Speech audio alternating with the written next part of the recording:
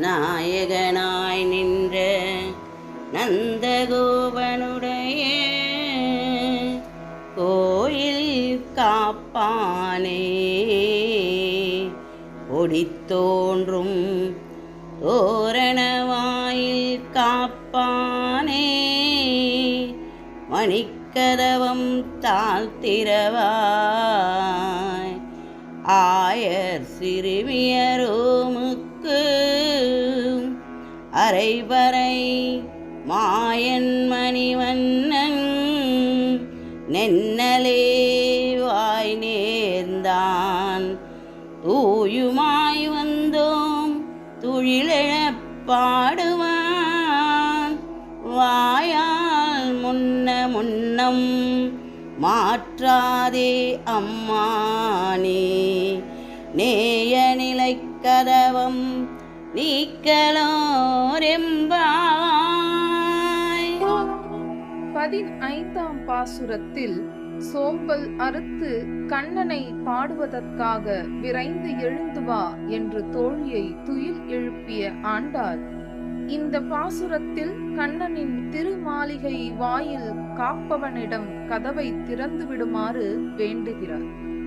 நாயகனாக எங்களுக்கு சுவாமியாக திகழ்கின்ற நந்தகோபருடைய திருமாளிகையை காப்பவனே, கொடிகள் தோரணங்கள் அலங்கரிக்கப் பெற்ற வாசலை காக்கின்றவனே, திருமாளிகையில் காப்பாக திகழும் அழகிய மணிக்கதவின் தாழ்பாலை நீ திறக்க வேண்டும்.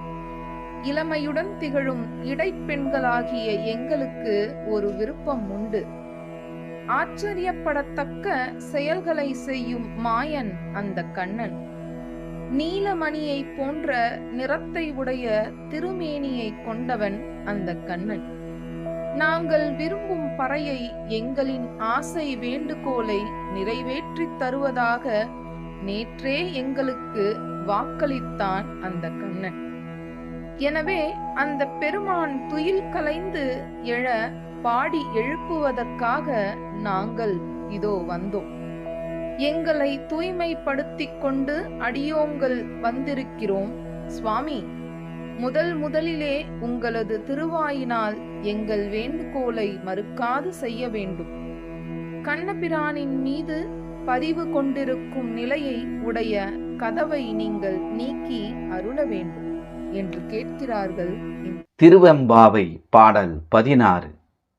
முன்னிக்கடலைச் சுருக்கி எழுந்துடையாள் என்னத் திகழ்ந்து எம்மை ஆளுடையாள் இட்டிடையின் மின்னிப் பொலிந்து எம்பிராட்டி திருவடிமீன் பொன்னம் சிலிம்பில் சிலிம்பித் திருப்புருவம் சின்னச் சிலைகுழவி நந்தம்மை ஆளுடையாள் தன்னிற் பிறவிலா எம்கோமான் அன்பர்க்கு முன்னியவள் நமக்கு முன் சுரக்கும் இன்னருளே என்னப் பொழியாய் மழையேலோர் எம்பாவாய்.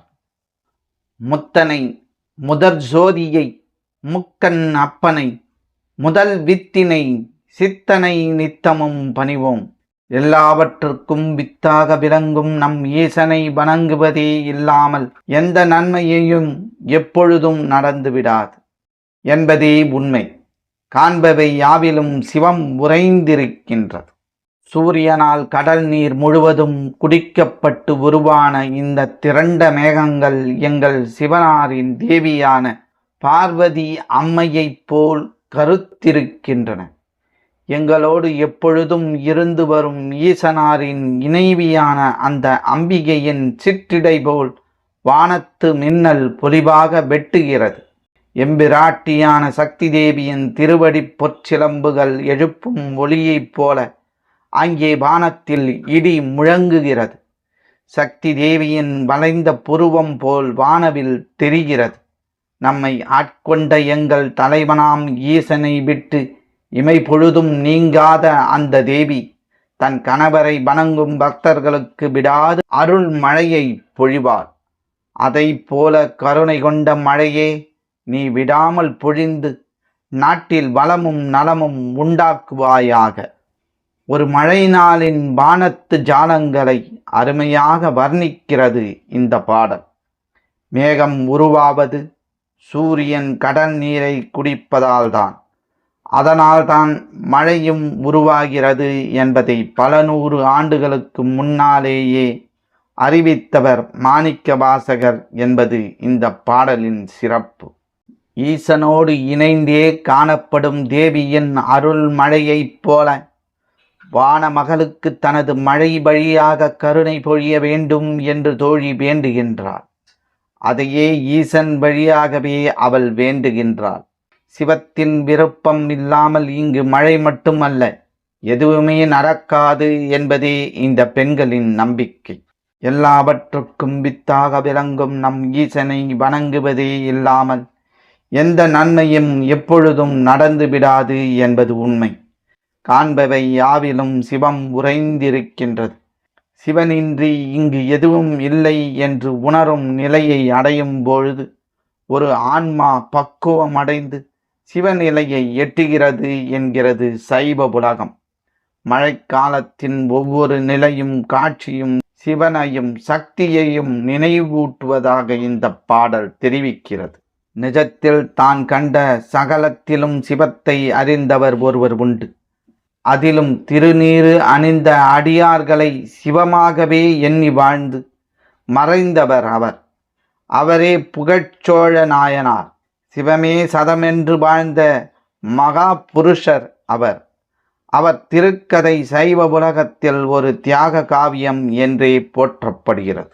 சோழ மன்னர் புகழ்ச்சோழர் சைவத்தின் வழியே நன்னறி கொண்டு செங்கோல் புரிந்து வந்தார். சைவத்துக்கு தொண்டு செய்வதே தமது வாழ்நாள் கடமை என்று வாழ்ந்து வந்தார். சிவாலய பணிகளை சிரமேற்கொண்டு செய்து வந்தவர் இவர். சிவன் அடியார்களை பராவு சிவமென்றே இவர் தொழுதும் வந்தார். இந்நிலையில் ஒருமுறை வரி வசூல் செய்ய கருவூரை அடைந்தார். அப்பொழுது கருவூர் ஆணிலை கோயிலில் வழிபட வந்தார். அதே வேளையில் சிவகாமி ஆண்டார் என்னும் அடியார் சிவபூஜைக்கு என்று கொண்டு வந்த பூவை பறித்து சிந்திய பட்டத்து யானையையும் அந்த யானையின் பாகரையும் வெட்டி எறிந்தார் எரிபத்தர். சிவனடியாருக்கு தொல்லை தந்த யானையரின் உரிமையாளன் நானே என்றும் அதனால் சிவ அபராதத்திற்கு தீர்வாக தம்மையே கொல்ல வேண்டும் என்றும் எரிபத்தரின் தம் உடைவாளை நீட்டி தலை குனிந்து நின்றவர் இந்த மன்னர். பிறகு தமக்கு வரி செலுத்தாத கொடுங்கோல் சிற்றரசனை வெல்ல இவர் படையெடுத்துச் சென்றார். பெரும் போர் நடைபெற்றது. இறுதியில் புகழ்ச்சோழரின் படை வெற்றி பெற்றது. எதிரி ஓடிவிட்டான். போர் சின்னமாக கொல்லப்பட்ட தலை குவியல்களை அரசன் பார்வையிட்டு கொண்டே வந்தான். அதில் ஒரு தலையில் வரித்து கட்டிய சடாமுடியும் நீர் துளங்கிய நெற்றியும் கண்டார். உடலெல்லாம் நடுங்க நிலத்தில் விழுந்து அழுதார். இது என்ன சோதனை? சிவத்தின் கழுத்தை யாம் அறுப்பதா? இது அழகா? எம்மை சுட்டாலும் இந்த பழி நீங்குமா? எம் சிவமே சிவமே என்று கதறினார். உடனே எல்லோரையும் கூட்டி தம் குமரனுக்கு முடிசூட்டச் செய்தார். சிவ அபராதமாகிய பழிக்கு தீர்வு தாமே பெரும் நெருப்பை மூட்டி அதில் இந்த சிவனடியாரின் தலையை தம் சிரசில் தாங்கி தீக்குள் புகுந்தார். 5 எழுத்து ஓதியவாறு தீக்குள் நின்ற புகழ்ச்சோழரை தீ சுடவில்லை. நெருப்பில் புகுந்த பொன்னாய் சோழர் மின்னினார். வானுலகம் பூத்தூபி அவரை வரவேற்க ஈசன் பதம் சேர்ந்தார் புகழ்ச்சோழர். காணும் எங்கும் நீக்கமர நிறைந்திருக்கும் ஈசனைக் கண்டு உருகி புகழ்ச்சோழரைப் போல நாமும் இருப்போம். ஈசனே எல்லாம் என உணர்ந்து கொண்டால் எந்த வருத்தமும் நம்மை அணுகாது. எனவே உடனே எழுந்து வா தோழி, கருணை கொண்ட நம் ஈசனை தொழுவோமாக. எங்களுடைய பதிவு உங்களுக்கு பிடித்திருந்தால் லைக் பண்ணுங்க, ஷேர் பண்ணுங்க. மீண்டும் தொடர்ந்து இது போல பல பதிவுகளை பார்ப்பதற்கு எங்கள் சேனலை சப்ஸ்கிரைப் செய்து பெல் ஐக்கானை கிளிக் செய்து கொள்ளவும். நன்றி, வணக்கம்.